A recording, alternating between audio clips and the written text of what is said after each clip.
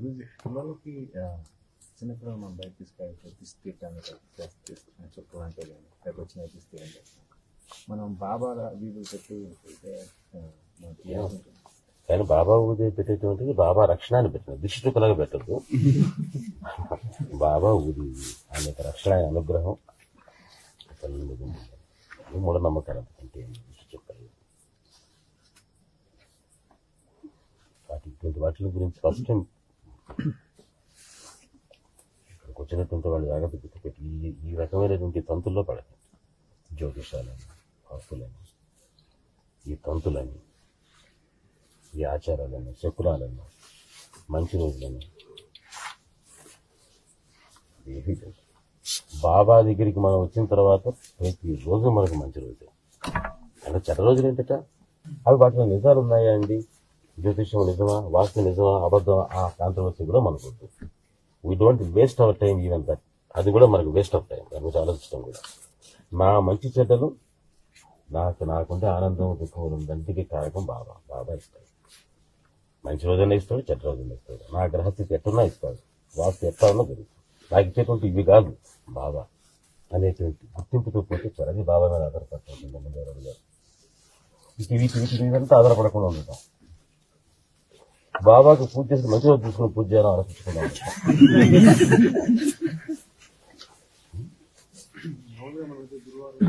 ఏంటి అది గుర్తుకొస్తాం అనుకుంది. బాబానే అన్నాడు ఏ గురువారం అయిపోయినండి. బాబాకే లేదు మనకెందుకు ఎక్కడ. మిగతా వారాల్లో గురువు అనే పదం దానికి ఉంది. బాబా గురుస్వరూపుడు కనుక గురువారం రోజున గుర్తుగా ఏదో ఒక రోజు చేసుకోవాలి కనుక వారంలో ఏదో ఒక రోజు చేసుకోవాలి.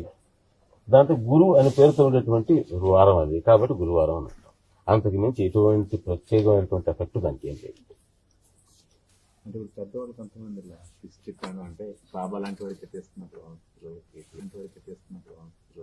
బాబాకి తీసేది దిష్టి ఏం కాదు. బాబాకి తీసేటువంటిది ఆయన యొక్క అనుగ్రహాన్ని మనం పొందటం, ఆ వెలుగులో చూడటం. ఏం రాశాడు? ప్రార్థన చదవండి ప్రకారం ఏం రాశాడు? నా పంచ ప్రాణాలు 5 దీపాలు, ఆ దీపాల వెలుగులో నేను దర్శిస్తున్నాను. అది భారత యొక్క కాన్సెప్ట్. అంతే బాబాకి దిష్టి తీసి పర్యటం కాదు. నేను రాసేటప్పుడు ఎందుకు రాశానంటే ఫస్ట్ ఇట్లా స్టార్ట్ అయింది ఈ రకమైనటువంటి రిచువల్ అని రాశాను. మొట్టమొదటి ఇటువంటి కారణాలతో స్టార్ట్ అయింది. ఆ రిచువల్కి ఉండేటువంటి మూలం చెప్పానంటే. కానీ ఇప్పుడు మన బాబాని చేసేటువంటి మాత్రం అట్లా కాదు. మహానుభావులు ఏం చేస్తారంటే అటువంటి ఆ రకంగా చేసేటువంటి రిచువల్స్ ని సరైన పద్ధతుల్లో వాళ్ళకి సరైన అవగాహన పెంచే రకంగా మార్చి చేసుకున్నారు అని కూడా రాదు. అనేది ఇప్పుడు మన బాబాకి ఆరతి ఇవ్వటం బాబాకి దిష్టి దీపం కాదు. అలా చేస్తే ఆరతి కాదు, దిష్టి దీపమే అవుతుంది. అందుకనే దాన్ని కళ్ళకద్దుకుంటాం, మామూలు విషయం దూరంగా పారేస్తాం. అది తేడా. ఈ కాంట్రవర్సీస్ ఎక్కువ ఈ మూఢనమ్మకాలు వీటినంతా కూడా ఎదిరించాలా, వీటినంతా రూపుమాపాలన్న ప్రయత్నాలు కూడా మనకు వద్దు. పట్టించుకోకండి. ఎవరన్నా వచ్చి ఇవన్నీ చాలా మంచివి అంటే చాలా మంచిదండి అని చెప్పండి. మన పని మనం చూసుకుంటాం. Just smile. వాటి గురించి ఆలోచించి వాటి గురించి ప్రీతంగా ఆర్గ్యుమెంట్లు చేసేంత ఇంపార్టెన్స్ కూడా వాటికి ఇవ్వద్దు అని చెప్తున్నాను.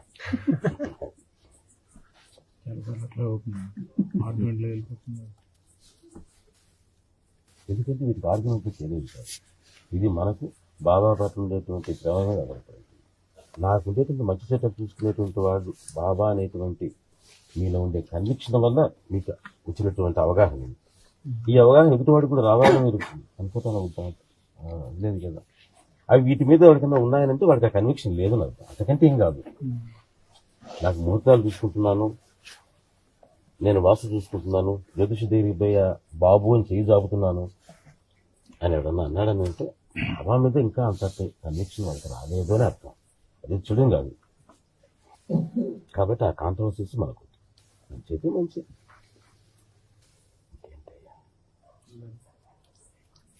గురు శుక్రవారాల్లో గురుస్థానం చూపెట్టి దుప్పు వేస్తారో ఆయన శుక్రవారం అన్నాడు అనుకో అబ్బో బాబా ముస్లిం రా అంటారు. గురువారం అన్నాడు అనుకో డెఫినెట్ హిందూ అంటారు. అందుకని దొరకకుండా గురు శుక్రవారం అక్కడ కూడా దొరకలేదు.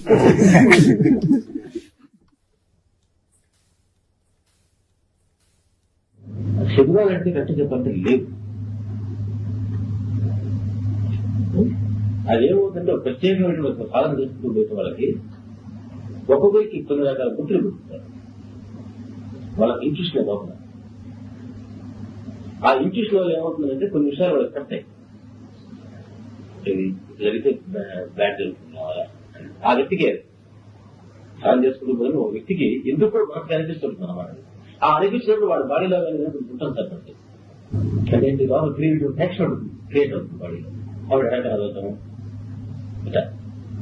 ఎందుకంటే మనలో ఉండేటువంటి లెఫ్ట్ సైడ్ ఏంటంటే నేచర్ దగ్గరగా లెఫ్ట్ సైడ్ అందుకని ఆ పార్టీకి వచ్చేటువంటి ఏదైతే నర్వస్ సిస్టమ్ వచ్చేటువంటి మీ వైబ్రేషన్స్ ఏమైనా సరే ఏదో మన లోపల తెలియటువంటి డిస్టర్బెన్స్ క్రియేట్ అయిందని చెప్పినారు. బయట సింటమ్స్ మాత్రమే, దానివల్ల ఏమీ కాదు. లోపల దుఃఖం కలగటం ద్వారా కళ్యాణ్ పడతాయి. కొంతకాలం అయిన తర్వాత ఏమవుతుంటే వాడు చెప్తాం మొదలు అది నెమ్మదిగా పాకుతూ పోయి వాడు శాస్త్రం రాయటం పుస్తకాలు చూసి నాకు తెలంగాణ తెలియదు, నాకు ఉత్తరం తెలియదు, ఎడం తెలియదు, తెలంగాణ దిగితే ఎడం దక్షిణ జరుగుతుంది అంతకు మించి సిగ్నల్ ఏం లేదు. చాలా పెద్దగా చెప్తారు కదా పెద్దవాళ్ళందరూ. పెద్దవాళ్ళు ఎవరు చెప్పాలి, బాబానే చెప్తారు. బల్లి గుర్తే ఎవరైతే సిగ్నల్ అంటే బల్లి గురించి సిగ్నల్ ఉంటుంది మొహం దానికి అరుస్తుంది. దానికి ఆహారం కోసం దేనికోసం బాధ కలిగి సంతోషం కలిగి జరుగుతుంది. సిగ్నల్ అంటే మొహం కట్టెలు ఆటపోయి పరిస్థితి కట్టెల మోపులు కూడా వద్దంటే సిగ్నల్ యాక్సెప్ట్ చేయలేదు లేవు. యాక్చువల్ చెప్పాలంటే ఏంటంటే ఇటువంటి తుమ్మాము తుమ్మిది కింద జరుగుతుంది అని అనిపించింది. మనకు ఆలోచించిన జాగ్రత్తగా మనకు తుమ్ము గురించి ఆలోచిస్తే మనకే అర్థం అవుతుంది ఎందుకట ఉందని. తుమ్ము తెలియచినారంటే రాబోయేటువంటి ఏదో ఒక ఇల్లు చిన్నాం. ఇంట్లో ఏదైనా తుమ్మారనుకోండి వాళ్ళ ఏదో జలుబో జ్వరం ఏదో రాబోతే అర్థం. కాబట్టి పోపాకండి బయటకి చెప్తారు. ఇంట్లో వాళ్ళకి ఆరోగ్యం బాగాలేదు. వీడియో తుమ్మాడు అనుకో, నువ్వు బయటకు తినబోయినట్టయితే ప్రాణాయామం చేస్తామంటే నీకు ఇంకా నువ్వు జ్వరం పడతావా పోవద్దు తుమ్మి తిన. మొట్టమొదటి కోల్డెస్ కానీ ఫీవర్ కానీ స్టార్ట్ అయినప్పుడు ముందు తుమ్ముతో స్టార్ట్ అవుతాయి మోసడికి. అదే తుమ్మంగా తిరుగుతూ పోపాటని అన్నారు. ఎందుకని ఇంట్లో వాళ్ళకి కూడా బాగా లేకపోతుంది కాబట్టి. ఈ రోజైతే మనం ఒక అడిగిపోయినా టెలిగ్రామ్ లో ఫోన్లు చేసి పిలుచుకోగలం. మరి ఆ రోజు అట్లా కాదే, ఇంత మెడికల్ సిస్టమ్స్ లేవు, ఇంత ఆహారం లేదు. కాబట్టి జరుగుతుందని అవుతుందని చెప్తారు మనం వెళ్ళిపోయేవాడు. ఏదో చాలా పెద్ద రోగం కావాలని అందుకని ఇంకా ఒక ప్రాణం మాకు కూర్చున్నాడు అన్నమాట. వీడికి ఏమవుతుంది ఏంటంటే అన్ని అట్టే ఫలానా మనిషి వస్తే బాగుంటుంది, ఫలానా మనిషి వస్తే బాగాలేదని కూడా విపరీతంగా అనుకుంటారు.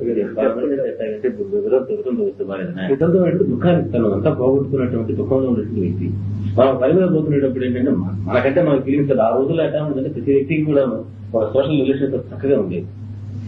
పక్కన వాడికి బాధ కలిగితే వాడి బాధ కింద ఫీల్ అవుతుండేవాడు. కానీ ఆ రిలేషన్స్ అట్లా ఉండేవి కనుక వాళ్ళ ఇంట్లో లీవ్ చేస్తున్నట్టు వాడి ఇంటి వరకే లీవ్ చేసేవాడు కాదు. ఆ గ్రామం ఆ విలేజ్ అంతా కూడా ఒక ఫ్యామిలీ కింద లీవ్ చేస్తుంది. ఆ రోజున వాడింట్లో వాడికి ఎవరికైనా దుఃఖం కలిగితే దుఃఖం కలిగేది. ఆ కమ్యూనిటీ ఫీలింగ్ అంత గొప్పగా ఉండేది. ఆ రోజులు ఎవరో విధమైనటువంటి ఒక వ్యక్తి వచ్చింది అనుకుంటుంది కదా, మంచి పని పోయేటప్పుడు వీడి మనసు విగ్రహం అయిపోదా, అయ్యో పాపం దుఃఖం కలిగినట్టు డబ్బు వచ్చింది. వీడి మనసు మూడీగా అవుతుంది కాబట్టి పోయిన పని సరిగ్గా అటెండ్గా అనేటువంటి ఆస్పెక్ట్ వాళ్ళు విధంగా వస్తే ముందుకు పోవద్దు, సంతోషంగా పోవాలి, అటెంటివ్గా పోవాలని వాళ్ళు చెప్తుంది. ఒక పర్టికులర్ వ్యక్తి ఎదురొచ్చాడు, ఆ వ్యక్తి ఎదురొచ్చిన ఎవరికైనా సరే బ్లడ్ చూడడము ఇట్లాంటివి జరుగుతుంది. నాకు జరిగింది అట్లా. మా ఇంటి దగ్గర ఒక ఉంది పాలు పోసాను, ఆమె ఎదురుస్తూ ఒక్కసారి కాదు 10 సార్లు చూశాను నేను. అట్లా ఏదో ఒకటి జరిగేది. మగడు సిగురికి ఎట్లయిపోతుంది అది ఆ వ్యక్తికి మాత్రం సంబంధించిన ఆధారం. ఆ వ్యక్తికి ఎఫెక్ట్ అంటే ఆ వ్యక్తికి సైకలాజికల్ ఫీలింగ్స్ సైకలాజికల్ మనల్ని అఫెక్ట్ చేసే అవకాశం ఉంది. చాలా వేస్ట్ దొరుకుతాయి. అంత బలమైనటువంటి మనసులు అంటే చాలా తక్కువ సంస్కారం. వాటిని మనం జనరలైజ్ గా సిగ్నల్ కింద తీసుకున్నాం లేదు. వాటి